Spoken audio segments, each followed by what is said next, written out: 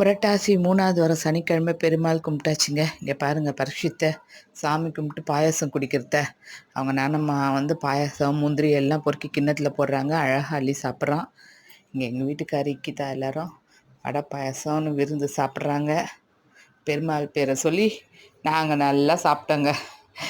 சுண்டல், வடை, பாயாசம், சக்கரை பொங்கல், தீர்த்தம் பாருங்கள். ஐயோ அட்டகாசம் தாங்க முடியலங்க இந்த குட்டி பசங்க. போன வருஷம் 1 இயர் ஒன்றும் தெரியல குழந்தைங்களுக்கு. இப்போது 2 இயர்ஸ் ஆகுது. குச்சி குச்சி போகிறா பாருங்க பிரத்து.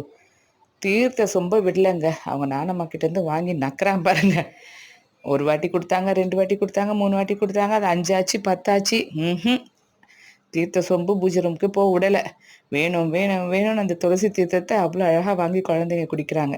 சரி துளசி நல்லதுன்னு அங்கே பாருங்கள் துளசியை வேறு எடுத்து மெல்லுவார் தலைவர்.